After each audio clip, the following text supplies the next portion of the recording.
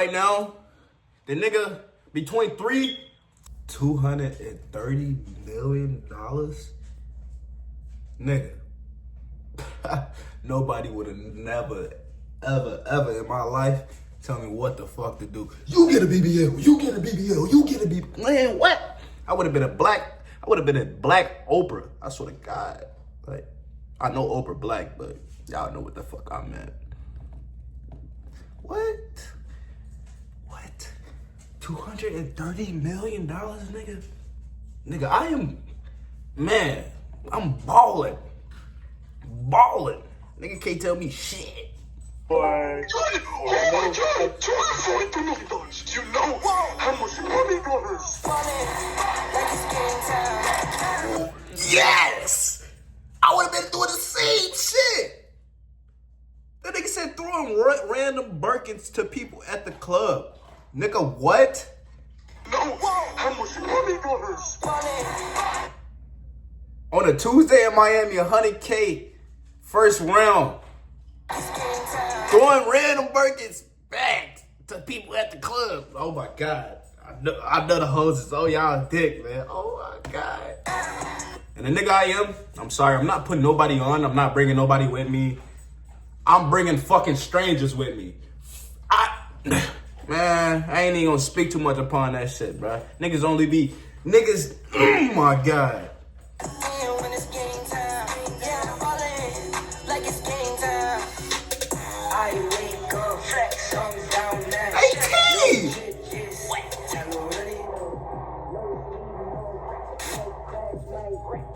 Man, free folks, man. I know 12.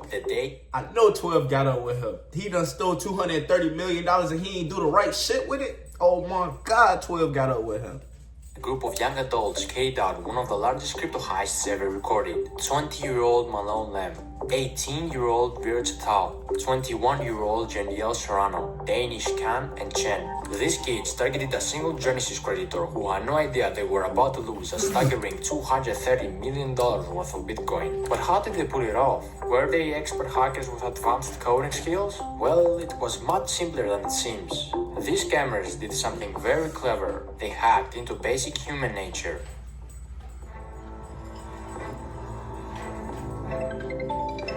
It all began with a phone call, a seemingly harmless contact from Google support, but this call wasn't from Google at all. Using a spoof number, Vigetal, also known as Wiz, convinced the victim that their personal accounts had been compromised. With this false sense of urgency, he gained access to the victim's Gmail and eye information. Another call followed, this time from Janiel Serrano, aka Vox, claiming to be a representative from Gemini, the crypto exchange the victim used. The victim was tricked into believing their account was under attack. Under pressure and convinced they needed to act fast, the victim reset their two-factor authentication settings, giving... These niggas smart. What?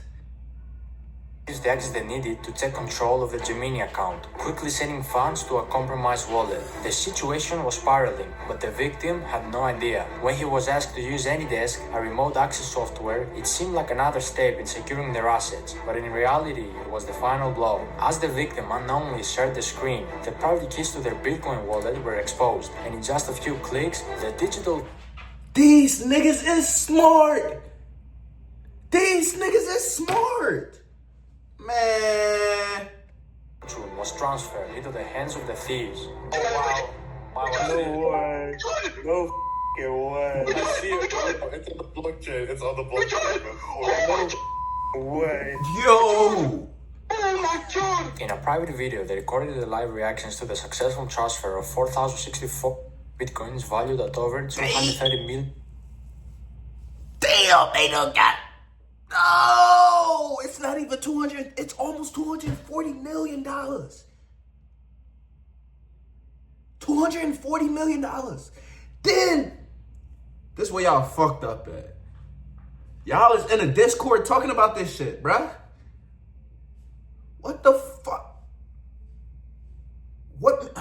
Time, clearly excited as there was the millions flowing to their wallets. How did they manage to pull off such a heist? How could someone with that much wealth be deceived so easily? And why will they record themselves in the act of committing such a massive crime? These are questions that might never be fully answered, but one thing was clear: the money was now in the hands of the criminals, and they knew their work wasn't done yet. Exactly 17 minutes after, they quickly set about laundering the money. To make it harder for authorities to track the stolen crypto, they split the Bitcoin into smaller amounts and transferred it across 15 different exchanges, a common tactic known as pill chains. The idea was to break the large transactions into smaller ones, making them harder to trace. Bitcoin was swapped for Litecoin, Litecoin was swapped for Ethereum, and Ethereum was swapped for Monero. The process took several days, with constant swapping between different currencies and exchanges, further obscuring the trail. Go to the top right, the settings bar. What? Settings, no, not that. Like the swap settings. Why is y'all fucking recording this? That's like me going to a bank and recording, vlogging the whole fucking thing. I don't fucking. Set custom recipient. No, bro, what the hell? Do 998. Alright, bro, you're so horrible. You can't. Bro, I'm clearly busy, Caleb. Planning a heist. Soon enough, all the stolen money was now clean money, ready to be spent, and the criminals didn't hold back. The day before the heist even took place, they were already planning of how to spend their fortune, sharing links with each other on Telegram of expensive luxury clothes they wanted to purchase, from brands like Louis Vuitton, Givenchy, and Philippe Plein. While most of the crew chose to play it safe, keeping a low profile and resisting the temptation to splurge, one man couldn't help but stand out. His name? Malone Lem. Ballin', like it's game time. Locked in when it's game time. Yeah, ballin'. That's why you don't bring nobody with you. This nigga got everybody locked up. This the nigga that got everybody locked up. Malone was based in LA, and the moment he got his hands on the money, he wasted no time diving headfirst into a luxurious lifestyle. Everything he had once watched wealthy people enjoy was now within his reach, ready to become his new reality. Nightclubs became his second home. Almost every night, he hit a club, spending ridiculous amounts of money on VIP sections and bottle services. His bar tabs were unbelievable, some nights costing $265,000, $300,000, and even more than $500,000 in a single. Nigga! What the fuck are you doing? Nigga, calculate all that up right now. The nigga between three fucking. These is probably the. I can't speak for the rest of the niggas. But you niggas is crazy. 30 bottles. Damn, I ain't even peep 100 bottles of Casamigos. Woo! If you were in one of those clubs, you couldn't miss him. Hey, yo, Malone, you going real crazy like it's your birthday. His name will be flossing on signs, and DJs will shout his name, giving him all the attention. Don't nobody know who Malone is. They just know that nigga got paid. Oh my God.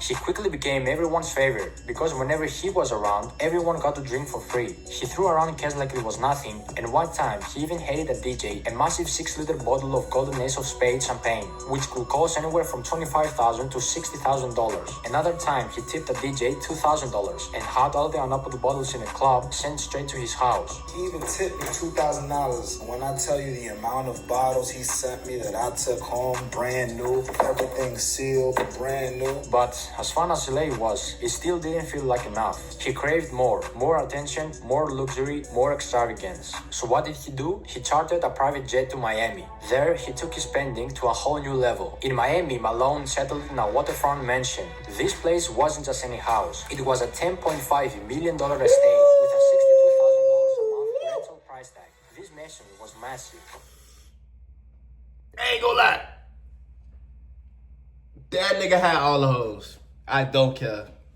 Don't care. He had more hoes than your favorite YouTuber, your favorite Twitch streamer, your favorite fucking rapper. He had all the hoes, nigga. Over 8,500 square feet, with 25 feet ceilings, 10 bedrooms, and a huge pool with a jacuzzi. It had 2 big front gates and a garage with a spacious driveway that was later filled with Look at the cars! vehicles. Malone bought a black Mansory SF90, a white Lamborghini Urus, and fully kitted out white Mansory Lamborghini Urus with baby blue interior. The new Porsche 911 GT3 RS, the new Ferrari SUV in black, 2 Mercedes-Benz G-Class, 1 in grey, 1 wrapped with matte black and convertible matte black and pink Rolls-Royce Dawn, a blue BMW M4, another Lamborghini Revuelto in matte grey, a blue Lamborghini Urus, an all-white wide-body kit Lamborghini Aventador SVJ with Malone's name written on the bottom of the door, a matte black Ferrari 812 Superfast, another Lamborghini Aventador SVJ in blue, a pink Urus, which Malone originally bought as a gift for his ex-girlfriend to try to get her back, but got rejected again.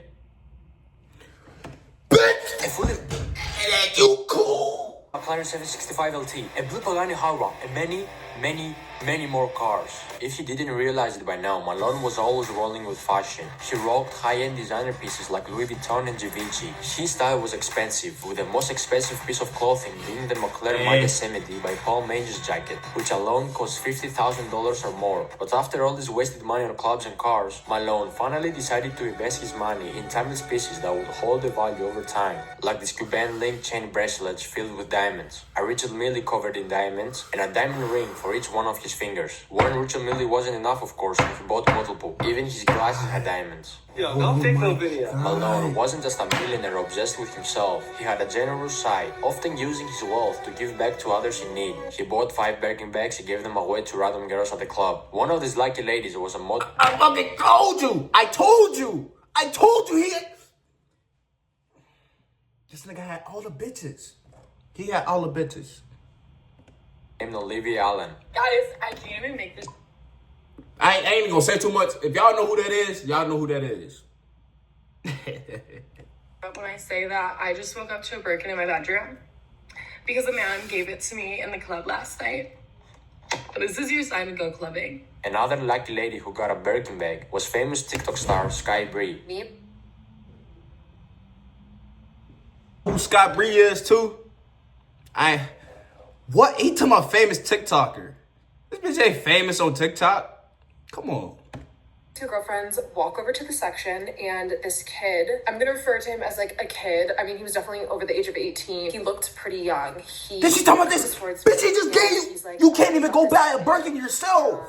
She ended up saying she didn't like it. It's beautiful, but to be honest, it's not really my style. While Malone was busy making This bitch got a $30,000 bag. Didn't do anything. Didn't show no titties. Did nothing. And talking about you didn't. Oh my god. Oh my god. This is why I hate bitches. his name known, flaunting his wealth at every turn. He was also drawing the wrong kind of attention. His outrageous spending, paired with his desire to be noticed, made it easier for authorities and blockchain experts to track him down. Investigators, including prominent figures like Zach XPT, were closely watching the flow of the stolen funds, tracing each move as he splurged on cars, clubs, and luxury items. The more he spent, the more obvious it became that his newfound fortune... Brother, Hello! heist, and soon This enough, nigga got internet detectives pocket watching him. They bogus. Oh, bogus. the walls started closing in.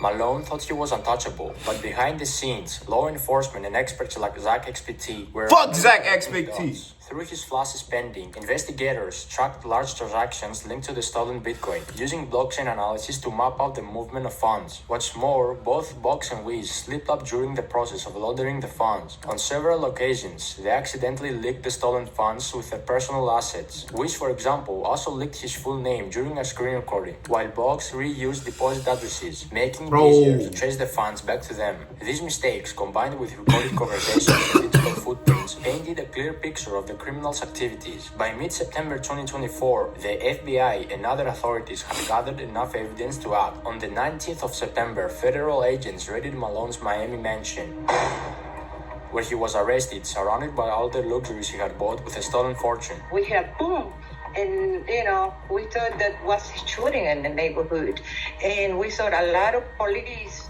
This was something oh, they got my boy Malone. There was a lot of panic. We got Malone got arrested. Two things. He was too flashy, and you bitch ass police officers on the internet. Stop pocket watching. Like, come on, gang. That's the only reason why he got locked up. The FBI wasn't really on him. It's you bitch ass niggas behind these fucking.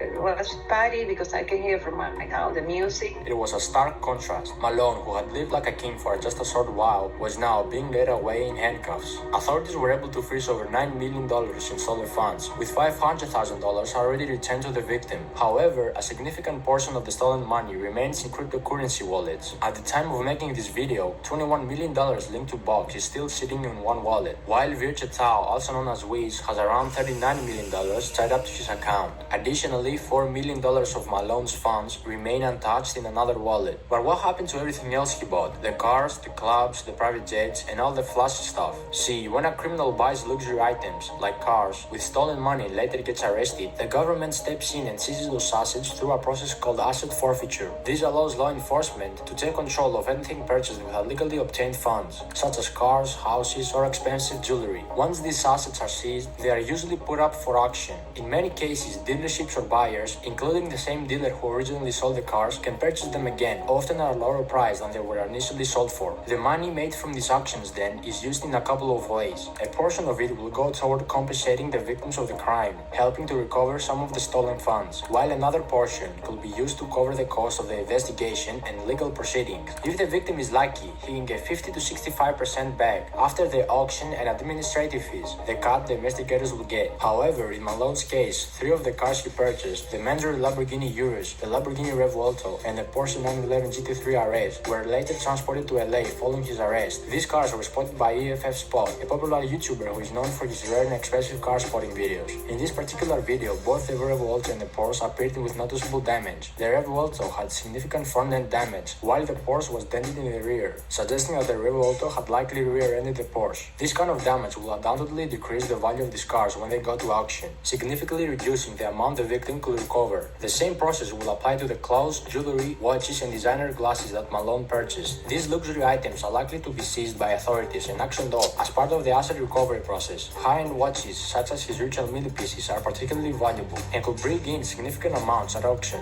While designer clothes typically depreciate in value, Malone's expensive pieces will still hold enough worth to help recover. That jacket is probably funds for the victim. As for the wild spending in clubs, that money is pretty much gone. When you blow $500,000 in a single night on bottle services and VIP sections, the clubs aren't held responsible for giving it back, especially if they had no clue the money was stolen. Same goes for the private jets. Those jet companies provided a legitimate service, so the money Malone spent on his flights is long gone. In conclusion, while most of the big ticket items can be seized and auctioned, much of what Malone spent on services, like clubs and private jets, is lost for good. This story isn't just about a major heist or the luxurious lifestyle Malone enjoyed for a brief moment. It's a lesson in greed, the dangers of showing off wealth that wasn't earned, and how quickly everything can come crashing down. Despite all the money spent, the nights out, and the flashy purchases, Malone's dream life was built on stolen funds, and it was only a matter of time before it fell apart. Authorities might recover some of the stolen money, but the damage done to the victim and the recklessness of Malone's spending spree are a reminder of how easily things can slip away. For Malone and his friends, what started as a wild ride of lawlessness ended in arrests and their names tied to one of the biggest crypto crimes in history. In the end, this heist shows us that no matter how clever the crime or how big the payout, the law always catches up, and the price they paid was far greater than the short-lived luxury they enjoyed.